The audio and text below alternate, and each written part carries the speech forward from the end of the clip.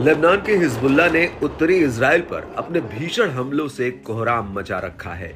Lebanon से हर घड़ी उत्तरी इजराइल पर रॉकेट, ड्रोन और मिसाइलें बरस रही हैं, जिनका तोड़ इजरायली सेना के पास नहीं है। लेबनान से सटे बॉर्डर पर जैसे ही इजरायली सेना कोई चहलकदमी करती है, वैसे ही हिजबुल्लाह बाज की तरह उनके ऊपर टूट पड़ता है। गाजा युद्ध शुरू होने के बाद से उत्तरी बॉर्डर पर हिजबुल्लाह ने आईडीएफ की सैकड़ों सैन्य चौकियों को मिट्टी में मिला दिया है और उनके साथ इजराइल के अरबों डॉलर के हथियार भी स्वाहा हो गए हैं।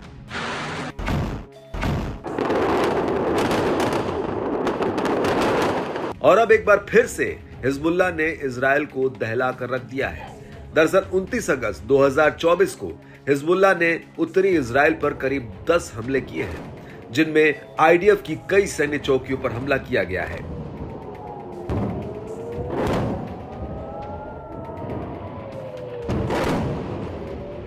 हिजबुल्लाह ने सबसे पहले सीरियन गोलन में नाफा बैरक्स पर आत्मघाती ड्रोन्स का एक जत्था फायर किया है। हिजबुल्लाह के मुताबिक उसका ये ड्रोन 210वीं डिवीजन के हेडक्वार्टर पर जा लगा। इसके बाद शाम करीब 3:26 पर हिजबुल्लाह के लड़ाकों ने ज़ायरिट मिलिट्री साइट पर गोला बारूद दाग दिया और इसके कुछ ही घंटों बाद कफार युवल सेटलमेंट पर हिजबुल्लाह ने इजरायली सैनिकों को निशाना बनाया।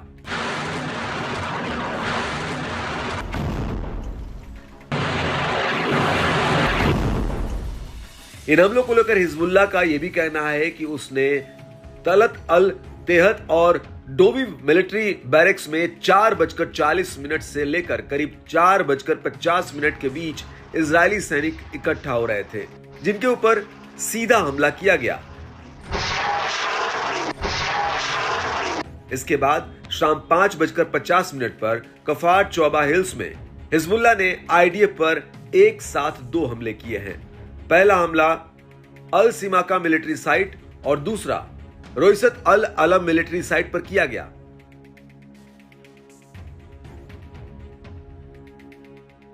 हिजबुल्लाह के मुताबिक उसने इस हमले के बाद मेतुल्ला सेटलमेंट में एक बिल्डिंग पर हमला किया, जिसमें इजरायली सैनिकों ने पोजीशन ले रखी थी। यह इलाका लेबनान के कफार किला के बिल्कुल ठीक सामने है और इस हमले के बाद मनारा सेटलमेंट में भी एक ऐसा ही हमला किया गया, जिसमें हिजबुल्लाह ने आईडीएफ की एक बिल्डिंग पर हमला किया।